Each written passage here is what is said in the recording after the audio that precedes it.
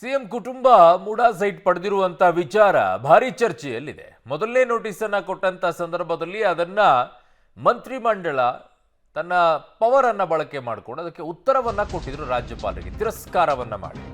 ಈಗ ಮತ್ತೆ ಇನ್ನೊಂದು ನೋಟಿಸ್ ಅನ್ನ ರಾಜ್ಯಪಾಲರು ನೀಡ್ತಾರೆ. ಸಿಎಂ ಸಿದ್ದರಾಮಯ್ಯಗೆ ಮತ್ತೊಂದು ಶೋಕಾಸ್ ನೋಟಿಸ್ ಅನ್ನ ನೀಡಿದ್ದಾರೆ. ನಿನ್ನೆ ರಾತ್ರಿ ರಾಜ್ಯಪಾಲ ಗೆಹ್ಲೋಟ್ ಅವರಿಂದ ಶೋಕಾಸ್ ನೋಟಿಸ್ ಸಿಕ್ಕಿದೆ ಅಂತಿದ್ದಾರೆ ಮುಖ್ಯಮಂತ್ರಿಗಳಿಗೆ. ದೆಹಲಿಯಿಂದ ಮಧ್ಯರಾತ್ರಿ ಬೆಂಗಳೂರಿಗೆ ರಾಜ್ಯಪಾಲರು ವಾಪಸ್ ಆಗಿದ್ದಾರೆ.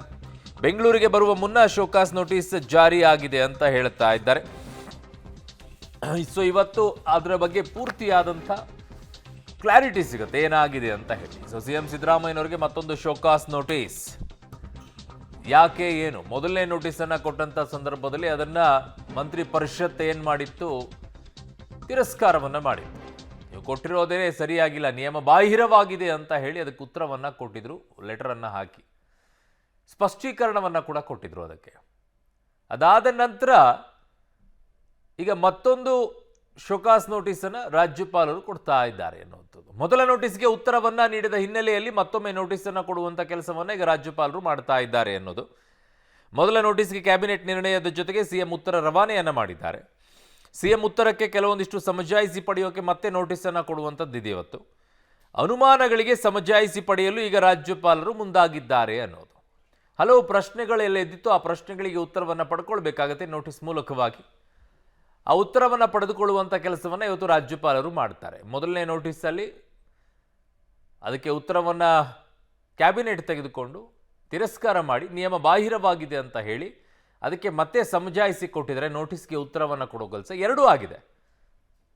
ಕೊಡಬೇಕಾಗಿತ್ತು, ಹಾಕಿದ್ದು ಸಮಜಾಯಿಸಿ ಯಾಕೆ ಕೊಡಬೇಕಾಗಿತ್ತು? ತಿರಸ್ಕಾರನೇ ಮಾಡಿ ಆದಮೇಲೆ ನಿಯಮ ಬಾಹಿರವಾಗಿದೆ ಅಂತ ಹೇಳಿದ ಮೇಲೆ ಅದಕ್ಕೆ ಸಮಜಾಯಿಸಿ ಬೇರೆ ಲೆಟರನ್ನು ಕೊಟ್ಟಿದ್ದಾರೆ. ಒಂದು 55 ಪುಟಗಳದ್ದೇನೋ ಕೊಟ್ಟಿದ್ದಾರೆ ಅನ್ನೋದು ರಾಜ್ಯಪಾಲರಿಗೆ.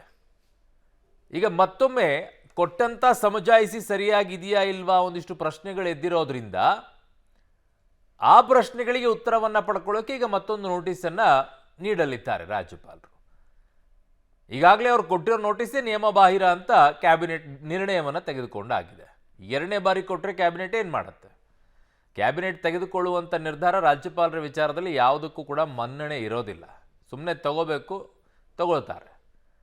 ಸುಮ್ಮನೆ ಒಂದು ಕಳಿಸ್ಬೇಕು, ಕಳಿಸ್ತಾರೆ. ಕಾನೂನಾತ್ಮಕವಾಗಿ ಅದಕ್ಕೆ ಯಾವ ರೀತಿಯಾದಂಥ ಬೆಲೆ ಇದೆ ಅನ್ನುವಂಥದ್ದು ಯಾರು ಕೂಡ ಈಗ ಸದ್ಯಕ್ಕಂತೂ ಸ್ಪಷ್ಟನೆ ಕೊಡ್ತಾ ಇಲ್ಲ.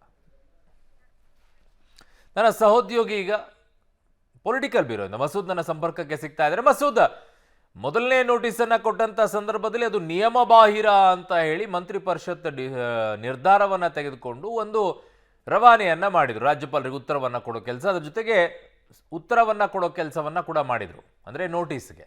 ಈಗ ಎರಡನೇ ಬಾರಿ ನೋಟಿಸನ್ನು ನೀಡಿದ್ರೆ ಮತ್ತೆ ಪರಿಷತ್ನವರು ಕ್ಯಾಬಿನೆಟ್ ಎಲ್ಲಾದರೂ ಡಿಸಿಷನ್ ತಗೊಳ್ತಾರ? ಮತ್ತೇನಾದರೂ ಇದೆಯಾ? ಕಾನೂನಾತ್ಮಕವಾಗಿ ಹೇಗೆ ಇದು? ಅರುಣ್, ಕಳೆದ 10 ದಿನಗಳ ತಮ್ಮ ಪ್ರವಾಸವನ್ನು ಮುಗಿಸಿ ರಾಜ್ಯಪಾಲರು ನಿನ್ನೆಯಷ್ಟೇ ಬಂದಿರುವಂಥದ್ದು. ಈಗಾಗಲೇ ಜುಲೈ 26ನೇ ತಾರೀಕು ಒಂದು ಶೋಕಾಸ್ ನೋಟಿಸನ್ನು ಕೊಟ್ಟಿದ್ದರು. ಅವತ್ತೇ TG ಅಬ್ರಹಾಂ ಅವರು ಮುಡಾ ಪ್ರಕರಣ ಸಂಬಂಧಪಟ್ಟಂತೆ ಮುಖ್ಯಮಂತ್ರಿಗಳ ವಿರುದ್ಧ ಪ್ರಾಸಿಕ್ಯೂಷನ್ಗೆ ಅನುಮತಿ ಕೋರಿ ಒಂದಷ್ಟು ದಾಖಲಾತಿಗಳನ್ನು ರಾಜ್ಯಪಾಲರಿಗೆ ಸಲ್ಲಿಕೆ ಮಾಡಿದರು. ಅವತ್ತೇ ರಾಜ್ಯಪಾಲರು ಶೋಕಾಸ್ ನೋಟಿಸನ್ನು ಕೂಡ ಕೊಟ್ಟು ದೆಹಲಿಗೆ ಪ್ರವಾಸಕ್ಕೆ ಹೋಗಿದ್ರು. ಈಗ ಪ್ರವಾಸ ಮುಗಿಸಿ ಬಂದಿದ್ದಾರೆ.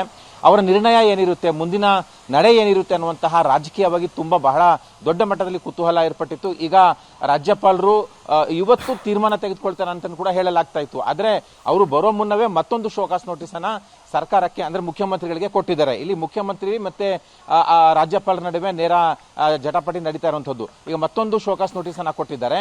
ಇದು ಯಾಕೆ ಅಂತಂದ್ರೆ ಅವರು ಮೊದಲ ಶೋಕಾಸ್ ನೋಟಿಸ್ ಕೊಟ್ಟ ನಂತರ ಸಚಿವ ಸಂಪುಟ ಸಭೆಯಲ್ಲಿ ರಾಜ್ಯ ಸರ್ಕಾರ ಅಂದ್ರೆ ಮಂತ್ರಿ ಪರಿಷತ್ ಸಭೆಯಲ್ಲಿ ತೀರ್ಮಾನ ಮಾಡಿ ರಾಜ್ಯಪಾಲರ ಶೋಕಾಸ್ ನೋಟಿಸ್ ಅನ್ನ ಕಾನೂನು ಬಾಹಿರ ಅನ್ನುವಂತಹ ಕಾರಣ ಕೊಟ್ಟು ತಿರಸ್ಕಾರ ಮಾಡಲಾಯಿತು. ಆ ಶೋಕಾಸ್ ನೋಟಿಸ್ ಅನ್ನ ಶೋಕಾಸ್ ನೋಟಿಸ್ಗೆ ಏನು ಉತ್ತರ ಕೊಡ್ತು ಸರ್ಕಾರ, ಅದನ್ನ ಖಂಡಿಸಿದ್ದಾರೆ ಎರಡನೇ ಶೋಕಾಸ್ ನೋಟಿಸ್ ಅಲ್ಲಿ ಅನ್ನುವಂಥದ್ದು. ಜೊತೆಗೆ ಕ್ಲಾರಿಟಿ ಬೇಕು ನನಗೆ ಇಡೀ ಪ್ರಕರಣದ ಬಗ್ಗೆ, ನಿಮ್ಮ ವಿರುದ್ಧ ಯಾಕೆ ಪ್ರಾಸಿಕ್ಯೂಷನ್ಗೆ ಅನುಮತಿ ಕೊಡಬಾರದು ಅನ್ನೋದಕ್ಕೆ ಕ್ಲಾರಿಟಿ ಬೇಕು, ಸ್ಪಷ್ಟೀಕರಣ ಬೇಕು ಅನ್ನುವಂತಹ ಕಾರಣ ಕೊಟ್ಟು ಮತ್ತೊಂದು ಶೋಕಾಸ್ ನೋಟಿಸ್ ಅನ್ನು ಕೂಡ ಕೊಟ್ಟಿದ್ದಾರೆ ಅಂತ ಕೂಡ ಹೇಳಲಾಗ್ತಿದೆ. ಈಗ ಎರಡನೇ ಶೋಕಾಸ್ ನೋಟಿಸ್ನ ಉತ್ತರ ಸರ್ಕಾರದಿಂದ ಏನ್ ಬರುತ್ತೆ ಅನ್ನುವಂಥದ್ರ ಮೇಲೆ ರಾಜ್ಯಪಾಲರು ಏನ್ ಮಾಡ್ತಾರೆ ಅನ್ನುವಂಥದ್ದು ಕೂಡ ನಿಂತಿರುವಂಥದ್ದು. ಈಗ ರಾಜ್ಯಪಾಲರ ಅಂಗಳದಲ್ಲಿ ಮುಖ್ಯಮಂತ್ರಿಗಳ ರಾಜಕೀಯ ಭವಿಷ್ಯ ಇರುವಂಥದ್ದು. ಏನ್ ಮಾಡ್ತಾರೆ ಅನ್ನುವಂಥದ್ದು ಎರಡನೇ ಶೋಕಾಸ್ ನೋಟಿಸ್ಗೆ ಸರ್ಕಾರ ಈಗ ಈ ವಾರದಲ್ಲಿ ಕ್ಯಾಬಿನೆಟ್ ಸಭೆ ನಡೆಸುತ್ತೆ.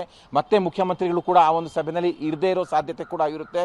ಅದು ಮಂತ್ರಿ ಪರಿಷತ್ ಸಭೆ ಅಂತ ಕೂಡ ಅನಿಸ್ಕೊಳ್ಳುತ್ತೆ. ಆಗ ತೀರ್ಮಾನ ಏನ್ ತೆಗೆದುಕೊಳ್ಳುತ್ತೆ ರಾಜ್ಯ ಸರ್ಕಾರ ಅಂತಂದು ಕೂಡ ಕಾದೊಡ್ಬೇಕಾಗುತ್ತೆ. ಇಲ್ಲಿ ರಾಜ್ಯಪಾಲರ ವಿವೇಚನಾ ಅಧಿಕಾರವನ್ನ ರಾಜ್ಯ ಸರ್ಕಾರಕ್ಕೆ ಪ್ರಶ್ನೆ ಮಾಡುವ ಅಧಿಕಾರ ಇಲ್ಲ. ಆದ್ರೆ ಒಂದು ವೇಳೆ ತಮ್ಮ ವಿವೇಚನಾ ಅಧಿಕಾರ ಬಳಕೆ ಮಾಡಿ ಎರಡನೇ ಶೋಕಾಸ್ ನೋಟಿಸ್ಗೆ ಉತ್ತರ ಬರಲಿ ಬರದೇ ಇರಲಿ ಅನಂತರ ಏನಾದ್ರೂ ತೀರ್ಮಾನ ತೆಗೆದುಕೊಂಡು ಬಿಟ್ರೆ ಪ್ರಾಸಿಕ್ಯೂಷನ್ಗೆ ಅನುಮತಿ ಕೊಟ್ಕೊಂಡ್ರೆ ಮುಖ್ಯಮಂತ್ರಿಗಳು ವೈಯಕ್ತಿಕವಾಗಿ ಕಾನೂನು ಸಮರ ಮಾಡಬೇಕಾಗುತ್ತೆ.